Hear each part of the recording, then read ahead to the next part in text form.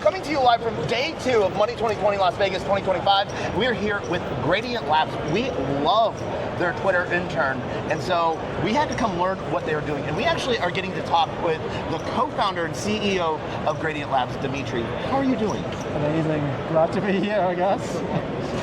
We are here. Well, thank you. What is Gradient Labs?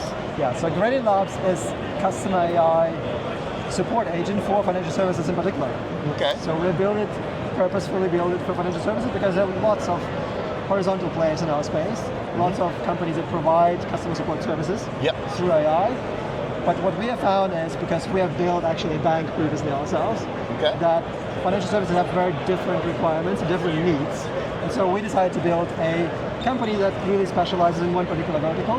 And through this, we're able to achieve much better results. So you're building sovereign agents for each individual bank that meet regulatory compliance and privacy laws for that individual bank, but is it more as a chatbot for that bank, or is it more for internal use?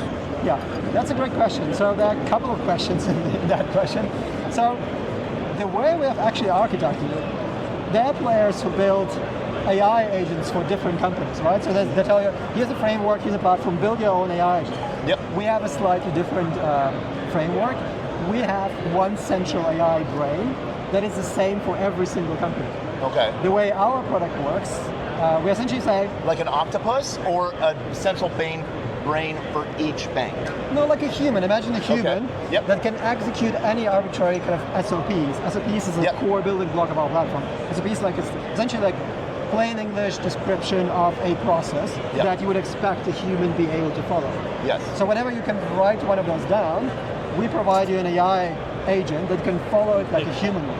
Okay. But in our case, if you're a business, you don't need to obsess about how you stitch, how you build an army of agents, how you stitch them together, how they communicate.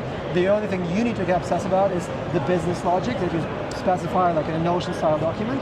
And we provide you like this brain API that can follow it like a human. All right, nice. So one of the things you're sort of doing is sort of creating like a source of truth.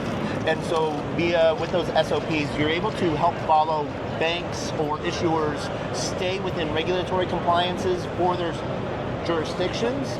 And so is that staying private to their data, or are you feeding a generalized brain for everything? Well, that's a great question. So the brain is quite generalized, but also like on a compliance topic. Let me cover that topic maybe first, so we have common ground here in the discussion. So what it effectively means, so our primary use case is customer support, customer service, right? So you call up your bank and say, hey, why wasn't payment held up? And so we would answer, our chat agent would answer you and kind of explain, hey, there was this issue with your payment, here's how to resolve it. So that's what we do. And when you do that and you kind of provide a support from a bank perspective, they need to comply with certain regulatory requirements. For example, time frames and everything like that, responses. That, but also they need to make sure they don't provide any legal advice, no financial advice. They need to detect complaints and do certain things in the back of that.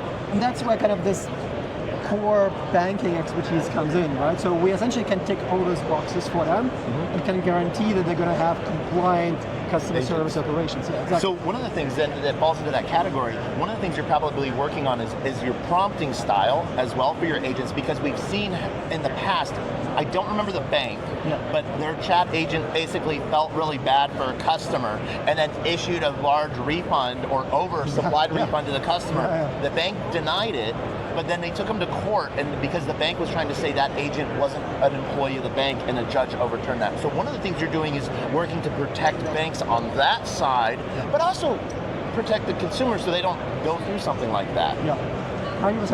I think the way I would picture it is like this, right? So you could ask, why would somebody not just use Anthropic or OpenAI to build that? Right? So, and actually the answer is, you can build something that is 90% of the time correct, probably in 3 months. But if you work with banks, 90% of the time is just not good enough. Right? No, it is not. Exactly. And so what we are essentially doing is we're adding nines to this process. So our product is 99% of the time correct. And that's how we can avoid such. Now, are you using multi-agent framework so that there's error correction as well? Well, I think it's an implementation question. Yep. Like we treat our agent as one agent, like one central brain. That is very key to what we do. But this brain has different skills, right? So it can propose an answer and then it can reflect on that answer and check it against something else. Yep. It can essentially do all those things like a human brain, right? So if you work in support, reasoning and checklist. yeah, exactly. Following an SOP. Exactly. Yeah. That's what it is, right? So you can think about it like, is my response correct? You can check the SOPs, like, am I still doing the right job? Yep. And that's what our agent essentially does. So there are lots of guardrails in check, but it's the agent that is doing it. Amazing. Now, so did you guys build your own proprietary agent and train it, or did you use a framework with weights? We have our own agent, yes. All right, amazing. So one of the things then that a lot of banks and issuers look for when they're looking for AI companies is the privacy side of things and data protection. Yeah. What are you guys doing to ensure both institutions' data ownership and privacy and control and the consumer user level? Yeah, that's a good question. I think that the answer probably depends on who you're talking about. It's like fintechs or banks. Yep. So fintechs, I actually prefer our SaaS platform. So, and as long as you comply with very strict kind of security requirements, they're fine with that. Yeah. Right. So that's kind of the fintech side. On the banking side, they're a lot more conservative. They typically would have their own maybe kind of fine-tune open source models that they're hosting in their own environment. And so we essentially need to adapt to that. But the way we build our brain is that we can flexibly switch off components of it or switch over to different models. Yeah. You can essentially like reconfigure it for a particular company based on their models that they can expose and provide. All right, awesome. So how long have you guys been building for?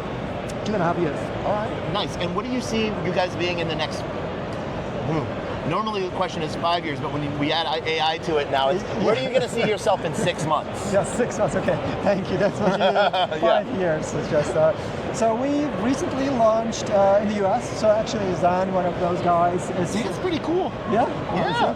He's the first New York employee, US employee, so we're opening an office here because originally we started the company in London. Okay. We have a pretty big base of customers there, and now expanding into US. Yeah. So that motion will continue. And then, without going into too many details, but essentially we started... we got the details. we started with customer support in general, but if you look at banks and what they actually do, they have gigantic custom operations in general, like stuff that happens behind the scenes. And all of that stuff is also procedural, like SOP based. Essentially, we built a very generic technology that can follow any SOPs on the back office side as well. So we're expanding more and more to back office use cases rather than purely like customer direct communication. Nice. Now, a harder question.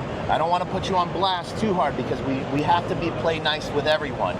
Are you seeing a huge difference in legal opinion and direction in different countries and regulatory uncertainty towards AI in the banking industry? Yeah, for sure. I mean, Europe. We're not going to call anyone out in Europe. Yeah. So I think, but you know what? It's more conservative. It's a higher bar to meet. Yeah. But in a way, it kind of makes it easier to expand in the US, right? So things are slightly different here. Yep. But overall, if you meet the bar there in Europe, you're kind of good to go here as well. Nice. So in a way, it was kind of good to start from a more difficult place. All right, cool. So one of the questions that we see that's really big here in Money 2020 this year also is blockchain. Is Gradient Labs doing anything in blockchain? We're not, I'm afraid. I'm sorry. No token. All right, awesome. And so if people want to learn more about you, one, what kind of customer are you looking for? Well, we have two types of customers, fintechs and sort of more traditional financial services. Okay.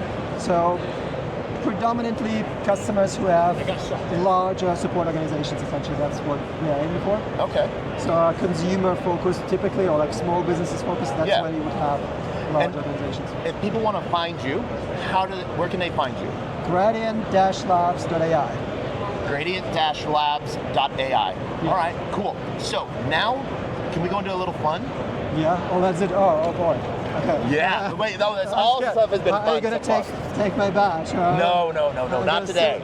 Oh, you still got to be here for the conference. You're good. So, one of the things we wanted to know, what is your favorite agent right now? In what sense?